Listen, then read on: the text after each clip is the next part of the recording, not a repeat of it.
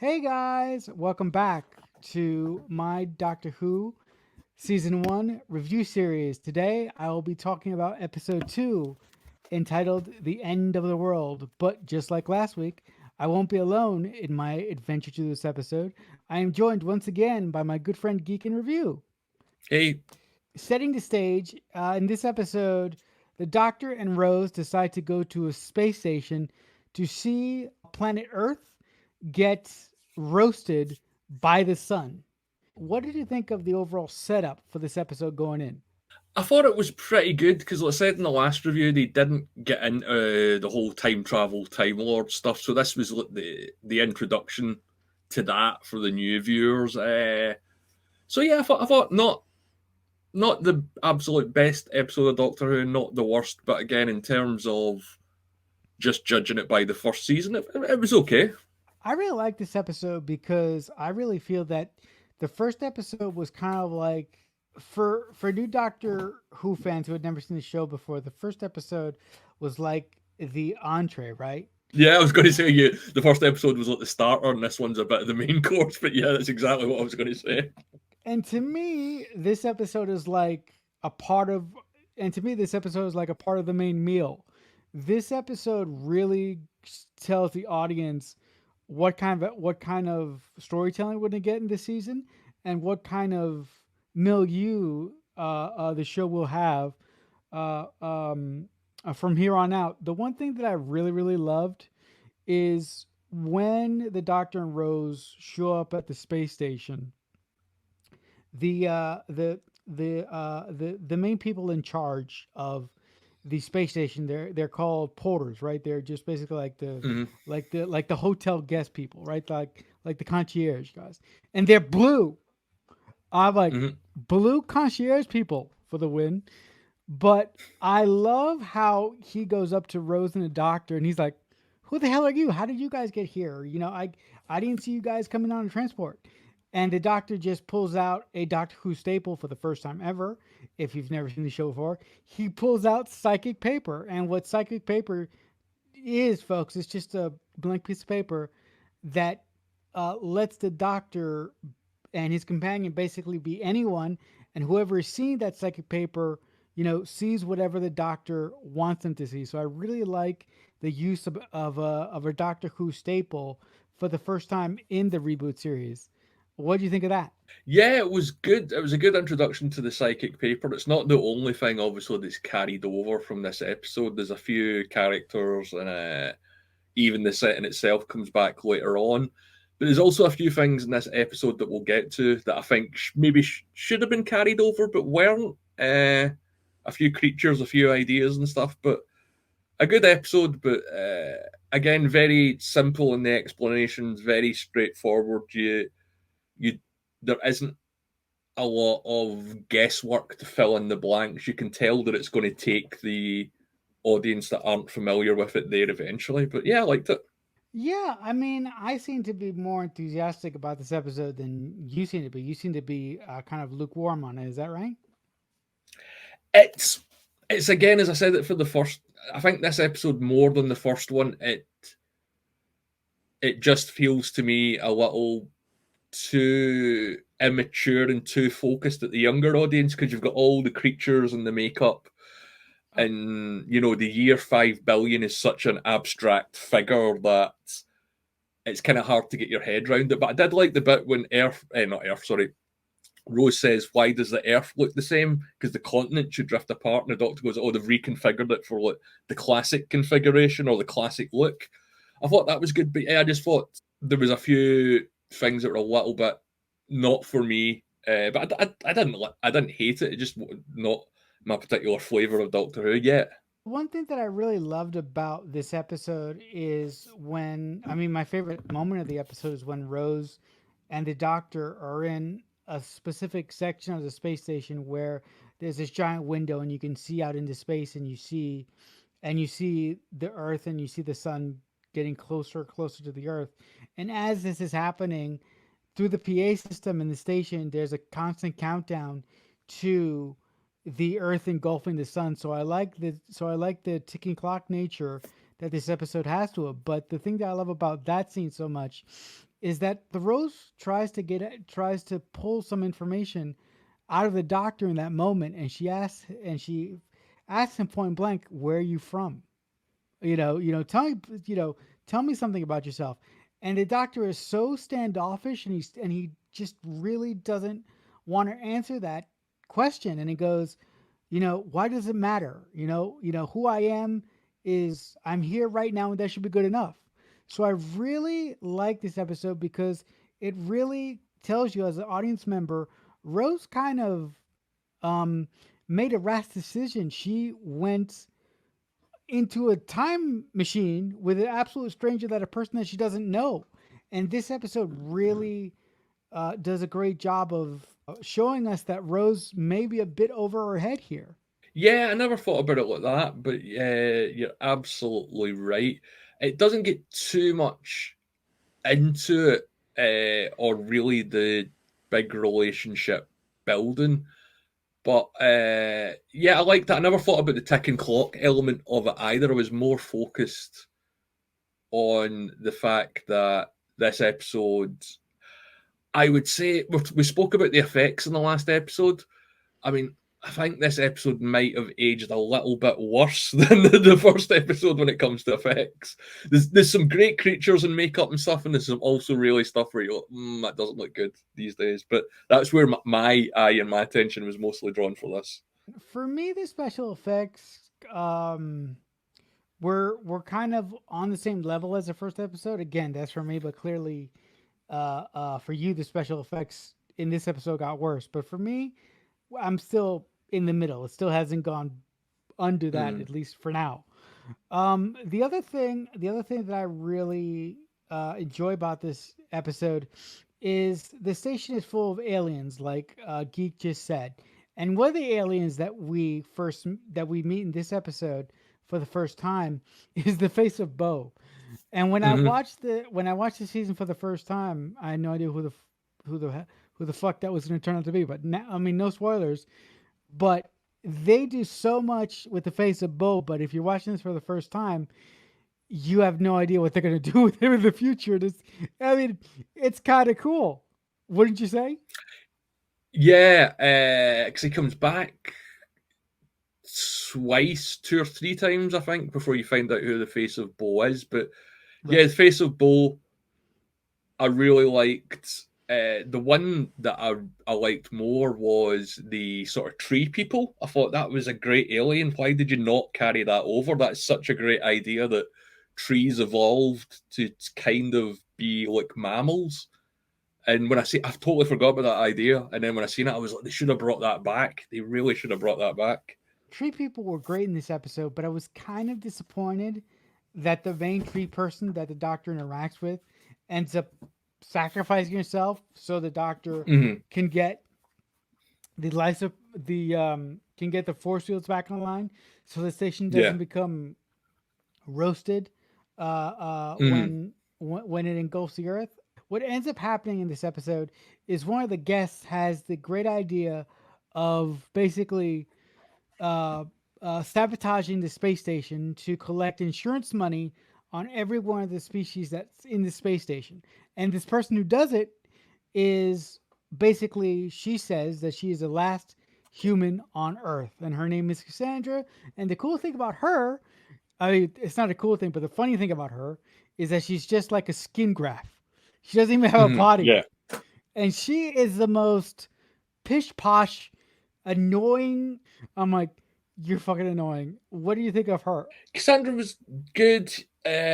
She does appear in later episodes as well. I think it's David Tennant's first season, or yeah, I think it's David Tennant's first season. She pops up. Uh, she was, when it comes to the effects, she was the kind of main one that took me out of it because that whole the eyes on skin thing hasn't aged well. I think they maybe should have done Cassandra practically rather than with VFX. But as a character, great. And although she gets carried over, I think she was a little bit undercooked in this one. But again, it's not. It's a little bit too childlike. There's no real high concept to what's going on. It's just a sort of, when you boil it down, it's just a kind of disaster it's like the Towering Inferno or the Titanic kind of thing. When you mentioned greater stakes to it, if you Mm. had to sort of sit down with Russell T Davis and his co-writer who wrote this episode with him, what would you have changed about this episode to make it work better for you? Good one. That's a really good question. I've not thought about that. I would have had Rose a little bit more wowed at the aliens, because although she does have reactions to them, she doesn't have the sort of reactions that you would expect. Because again, you've got a big giant head in a tank. You've got tree people. You've got the Mox. You've got the Blue Porters, and there's a lot going on. And it just seems that once she sees the first alien, she just accepts that everything that she's going to see is different. But I think that probably might have weighed it down. But what would I change? I don't know. I would have maybe had the Doctor explain a little bit more about how humanity changed in 5 billion years, because it doesn't seem that, if you're still killing people for insurance money, 5 billion years down the road, we're not that advanced.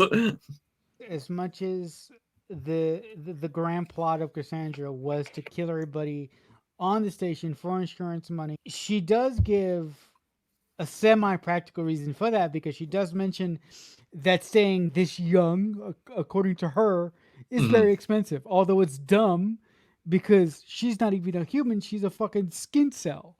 Yeah. The one thing about the episode that really drove me crazy, and I don't understand why I don't understand why it happened. Maybe you can bring some light to this situation. There's a scene when Rose goes up to Cassandra, right? And they have a dialogue, and in that dialogue, Rose physically insults Cassandra. I mean, I'm thinking that the reason why she insulted Cassandra was because she was overwhelmed by the situation. But other than that, her behavior towards Cassandra at that moment didn't play well for me. How did you take it?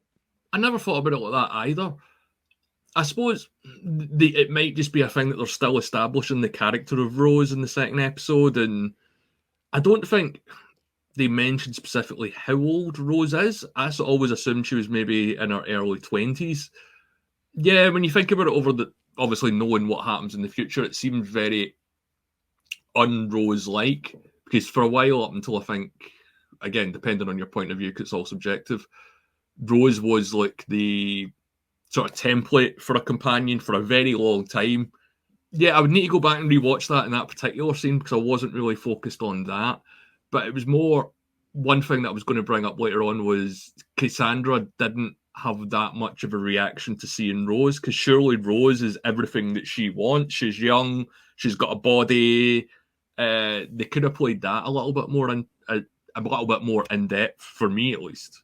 I do think that you're onto something there. Rose, for a very, very long time, was the archetype of what a companion should be. But I really think where that went, I really think where that got shot to shit was with the Impossible Girl. The way that I played it is that Rose was like so overwhelmed with sort of processing everything that was happening to her that she just needed like something. She needed someone to yell at and just level for up for an apparent reason. And I thought that Cassandra was in the way, but you make a very good point. Why didn't Cassandra have a more adverse reaction to seeing Rose? Because like you said, Rose is everything that Cassandra wants to be or wants to get back. And Cassandra's arrogance about needing plastic surgery to stay as fresh as she can begs the question, if she's so obsessed with staying young and staying alive, why wasn't she more intrigued by Rose or threatened by Rose, or why didn't she try to kidnap Rose or something like that? I think that does get addressed when Cassandra shows up For the second in the second season, yeah. But right. I mean, depending on which way you look at it, the episode or the portrayal of Cassandra could be considered to be a little bit ahead of its time now, with the whole, Kardashians and the normalization of women having procedures to, not just women, but people in general, having procedures to look or try and look younger and stay younger.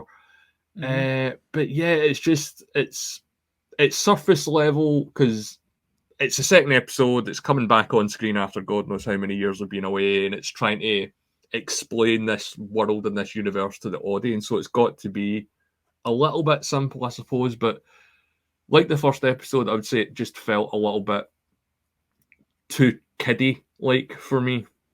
Like it was all. Okay. Okay. I get that's the point, but for me, even I remember watching it back in the day. I was just like, if they're going to keep doing this, I'm not sure if I'm going to keep watching it.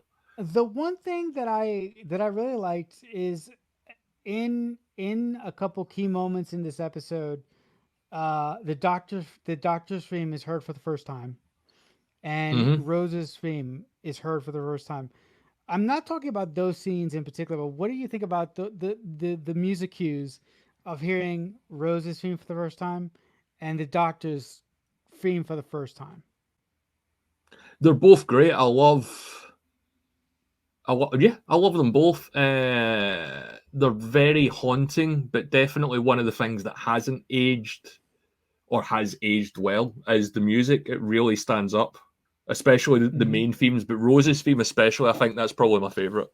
There is a moment when the tree person scans the doctor with a device that she has, and she discovers that the doctor is a member of a race that is extinct, right?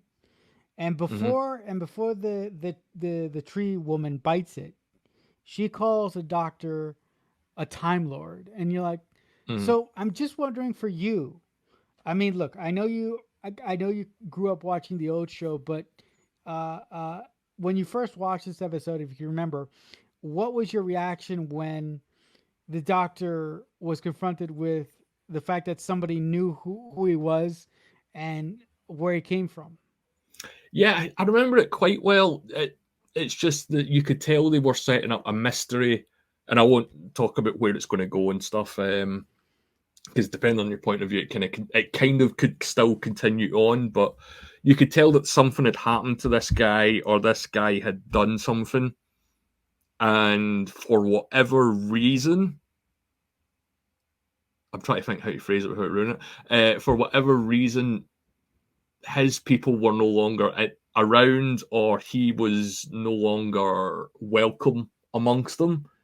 But again, it's like I was saying, it's like a drip introduction to all of this because it does all get paid off or explained at least later on. The main reason why this episode played so well for me is that, to saying it again, I thought the first episode was an entree, and Mm-hmm. this episode was like a pretty full meal for me. I did not feel um I did not feel the kiddyish nature of this episode. I didn't feel that at all for me. I really enjoyed this episode. Do you have any more final thoughts about this episode before we wrap it up here? No, let's say it wasn't the worst. It wasn't the best in terms of looking at it just as a second episode, not looking at it as the rest of the season or the rest of whatever it is, the 10, 12 seasons that they go on to do. And it was Rose's introduction to what life with the Doctor would be like. My main kind of complaint is, and I think this was just budgetary, is it wasn't action packed. There wasn't this sort. I didn't, although you mentioned the ticking clock aspect to it, there wasn't like the running about in things and them going to different locations. It was all done on set, and it still looked a little bit cheap. So that's probably what took me out of it as well. But not the best, not the worst. I definitely agree with you there that this episode was more of a bottle episode than what we usually get about Doctor Who. Like you said, we get a lot more mucking about, running about to here to there, and that's generally what we get. But this was like a bottle episode. This was like something that TNG would do, right? Right? Mm-hmm. Yeah. Um, Clearly, this episode didn't check all the boxes for you. For the audience watching at home, if you've seen this episode, tell us what you liked about it or tell us what you didn't like about it. But before we go, geek, if the folks at home want to catch up with you and your adventures online, what would be the best place for them to do that? Yeah, on YouTube, if you just type into the search bar Geek in Review, you'll find my channel there. or Twitter or X or whatever you want to call it. I'm at the Geeks Reviews, and I just post whatever nonsense comes into my head on there. I'm also on X or Twitter or whatever you want to call it. I'm at CreekFanatic88. But thank you so much for watching. And until next time, as always, I'll see you when I see you. So much happened here, and so much is about to.